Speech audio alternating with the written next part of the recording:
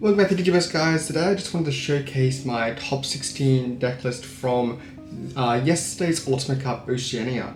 I played Machinedramon and I went 5-2, losing only to the 3rd and 4th place who were on the same team playing Digimon. So I don't feel too bad about that. They seem to be extremely good players, very versed in the deck despite the hit to Ibmon. So I'm just going to jump into the deck and I hope you like it. Starting off with our rookies. Well, actually, we'll start off with our eggs, of course. We've got 4 of the Doraemon. This one is the draw one. When you put a source underneath it, this will of course activate over your Machinedramons that reveal 5 to put a source under if you use that effect rather than underneath the hand. As well as your Chaosdramons and Chaosdramon X's, the copy effects from the Machinedramon and Chaosdramon. You could opt to run the Pagumon, which adds a black Digimon on reveal when deleted. But I went for the Doraemon just for that extra synergy. The Pagumon might be better for bricking scenarios, but if you're bricking like that, maybe you should look at your ratios. Onto the rookies. By the way, I am playing with the pony sleeves. I did borrow the core of this list from a friend, and he said that if I'm playing his deck, I have to play with the pony sleeves. So that's that. Level 3s, we got 4 of the Doraemon. This is the best one. Add a memory when you put a source underneath this Digimon. Really good in order to keep turn with your Machinedramon and Chaosdramon, especially if they put you on 2. You want to go Machinedramon for the 3 cost, getting back a memory, and then the Chaosdramon, because if you get Chaosdramon, you're going to pass a turn. But if you go into your Machinedramon, you can potentially punch with your Digimon to clear some sources with like control effects with Metal Mermaid or Megadramon, or even attacking Digimon that unspin with the Metal Greymon effect. So really good to be keeping turn with the Doraemon. And of course, extra synergy with Chaosdramon X, which puts a source underneath it at the start of the main phase to be starting your turn with 1 extra memory. Really solid for that. 3 Hagurumon, really good searcher. It's a really good passive play in order to get your pieces. You are running a very low rookie and champion lineup, so getting your pieces is really important. Hagurumon's also good to search your deck for the heavy mobile and your Chaosdramon X, just so you can find those. You can have those pieces in the mid to late game when you want to make those pushes. Double Sunrisemon. This was really excellent to go with the Chaosdramon X because Chaosdramon X is 13k, but it also paired up with a Digimon in my level 5s that actually boosts DP by 2k on your turn, even though it's black. It's a very rare scenario, but it's really good in the mid to late game when you're pushing for lethal. You can, if you have 3 and you already have a Chaosdramon X, you can just hard play a Sunrisemon for the 3 cost, and now your Chaosdramon X has piercing. If Chaosdramon X also already has the Metal Greymon and like a Metal Tyranno underneath it that trash security when it wins a battle, you can pierce to do 1 damage and trash security to do to take out another security. So the Sunrisemon can be a very surprising way to push for lethal, but also control boards at the same time. Oh, also the +1 security attack, really excellent to get your Chaosdramon doing 2 damage. If you got double Sunrisemon with the Chaosdramon X underneath, over the top of this one, you're doing 2 checks with piercing. It's really solid. Plus any other security effects. You got +1 security attack in level 5s, as well as being able to punch, to trash a security if you win the battle. It's really solid. Onto level 4s, we've got 4 Gardamon. This is a really good to get the inheritable of the draw 2, discard 1. The blocker rarely comes up. Unfortunately, it can't attack on your turn, but you can easily supplement that just by evoing over it with one of your level 5s for the 3 cost, just to get that smack in if you need it. You're mostly using it for that draw 2 and discarding 1. But it's also a machine, which means you can put it underneath for the Machinedramon effect when you reveal 5, so you get that bonus drawing. And the last champion we're playing is 3 Numemon. This is just a 1 cost, 3 cost hard play. 3 cost hard play is really solid when you're pushing for lethal. Once you've controlled the board, you want to wrap up the game on the next turn. So you just flood the board with like 3 cost rookies, so you can do a really big push in the next turn for lethal. Also, the 1 cost is pretty solid to get into your level 5s while keeping time. Onto the level 5s. We've got 2 Metal Mame, 2 Andro, and 1 Metal Tyranno. These are the guys that are reveal 3 and adds a level 6 machine in its traits from the reveal 3 and then trash the rest. These are really good to set up your trash with enough level 5s so you can do really big pushes with your Chaosdramons, DT12ing a lot, and also set up the trash so you have a variety of inherent effects that you can choose from in order to control the board and do the strong push that you need to do. The Metal Mame is the most important one because this inherent effect deletes a Digimon that is 5 cost or less when attacking, which is really important in order to control the board, especially when you de-digivolve them back into a champion. And it pairs really well with other inherentable effects to control the board, such as the Machinedramon, this guy here, 2 of them, which can delete a 3 cost or less Tamer or Digimon. Removing the Tamer is extremely important, especially against the Digimon's matchup and the Red Hybrid matchup.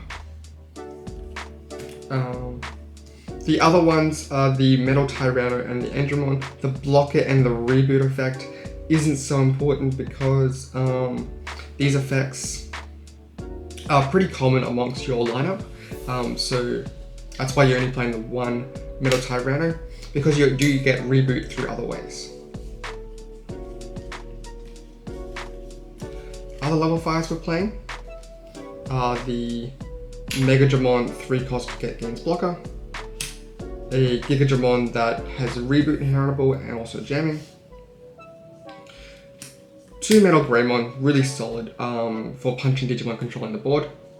When paired with a Megadramon and a Metal Mame, you are killing 3 Digimon by attacking a Digimon, killing a 3 cost Digimon or Tamer, and killing a 5 cost Digimon. Really solid for wiping boards, especially with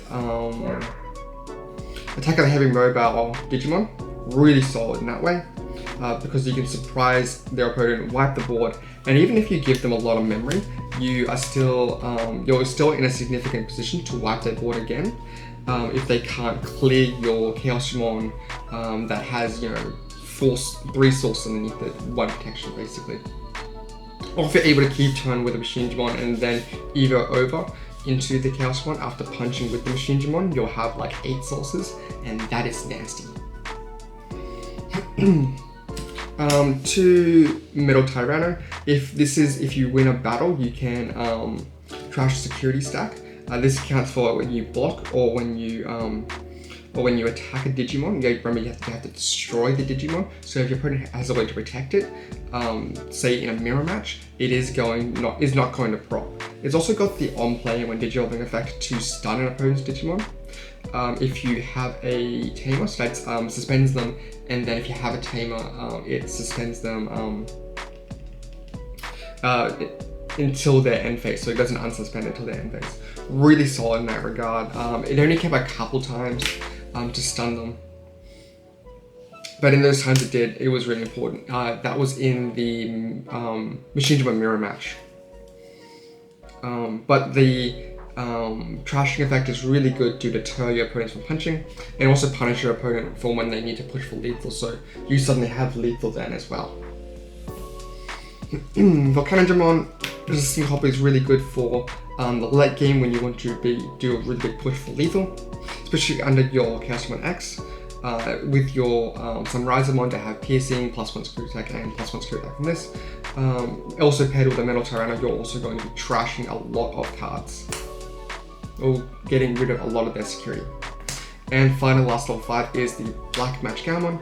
This has +2k if you have reboot on your turn. This has to pair with this reboot guy, because this gives the inheritable reboot to give your level 6 the +2k. It does not pair with the Metal Tyranno, because the Metal Tyranno is only on your opponent's turn, which means you wouldn't have the reboot effect on your turn. so you wouldn't get that plus 2k. But either way, if you have these two sources, then you can give your level 6 plus 2k on your turn, which turns on the Sunrisemon for piercing or +1 security attack, which is really good for pushing for lethal, but it also pairs really well with the Metal Greymon to attack your opponent's Digimon, because suddenly you are 14 or 15k, maybe 13k, and you're able to punch over a lot of Digimon that way, a lot of level 6s. On to the level 6s. You got the double of the EX1 Machinedramon, double of the BT11 Machinedramon, 4 Chaosdramon. This is your main boss monster. Extremely important guy to get. If you're not seeing your Chaosdramon, you're not in the game. It's your main way to do removal because you need to de-digivolve your opponent's Digimon into a manageable sizes, you know, the 5 costs and the 3 costs. And then you're punching over them or removing them with the inheritable effects of the Metal Mame or the Megadramon. So extremely important. If you find the Chaosdramon, just try to remember the 4. The Machinedramon here can search it by having the top 5, and the Machinedramon here is good for the mid to late game when you need to put an additional blocker on the board to stay alive and then push. That detaching 2 to keep alive, extremely good. To stay on the board when you have multiple analog men to force the attack into him, and then you can go into a Chaosdramon next turn. It's very difficult for the opponent to clear a Machinedramon with 5 sources over it. And you need to remove it 3 times. Very difficult to do in one turn, even if you do give them a lot of memory. A lot of decks just aren't built that way. And the hello doggo, hello dog, yes, hello dog. And the last level 6 is Machinedramon X. You only play the 2 of them. Sometimes you do let it go to the trash when you're searching your Chaosdramon. You play it at 2 just for the extra pushes. Sometimes your opponent will leave a Chaosdramon on the board once they wipe out some of their protections, and you just go into the Chaosdramon X to bring those protections back online. But also being 13k is really good with the Sunrisemon, and just being a really, really big body. Being a blocker, being the force attack. Start of the turn, putting source under so you control your board better. And also if it would be destroyed, you can trash security. Potentially you could run it into your opponent's Digimon that are bigger than it just to force a security clear that's safe, and then attack with a rookie for lethal. Really solid that way. So the last cards, we've got 4 analog men. I was contemplating dropping this to 3 because you only ever really want to put 1 on the board, and the rest you just control the board with your inheritable effects, and you should be okay. Having so many times I have multiple in my hand that I'm not playing. So potentially you could drop this down to just 3 copies, but the reason I kept 4 was because in this particular meta with so many red hybrids in the game, I wanted to play the 4 copies just so I can see the multiple analog men, so I could easily win out that red hybrid matchup. And I convincingly did, going 2-0 against 3 red hybrid that tournament. I was really happy with that performance. 1 Izzy. You only play the 1 Izzy, definitely don't want multiple because it doesn't do anything for you at multiple. There was a time where Izzy saved my life by being revealed in the security to gain back a memory and forcing the turn pass on my opponent. It was really, really funny that way. But also Izzy's just really good as a passive play to set up your the cards you're going to draw, just so you can see the right order. Getting that champion can sometimes be difficult because you only got 7 champions. So using Izzy to get the right draw order for evolutions is really solid for that. Also, starting at 3 turns, if you set up a Izzy, some analog men, and a black booster, you can pitch a black booster, go to like a 7 memory, drop a Machinedramon for 7 cost, and then, you know, if you have that option of heavy mobile, you can be attacking with that Machinedramon while keeping turn, and then go into the Chaosdramon for the turn pass. Really nice that way. I really like that. On to the last options, we got the heavy mobile. I use this as either a emergency button or a way to just win the game. It's like your hybrid for game basically.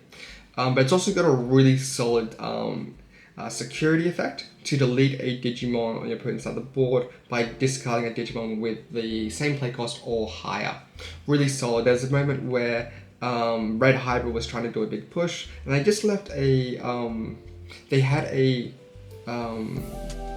Emperor Greymon just sitting on the board that hasn't attacked yet. When they swung with a rookie, they hit a heavy mobile, and I just discarded, you know, a Digimon X, and I killed their Emperor Greymon, and they just missed lethal. It was really, really funny that way. But also, getting that Russian Blitz really solid to turn on your inherit effects and control the board. You really want to be controlling the board with this, or doing that lethal push.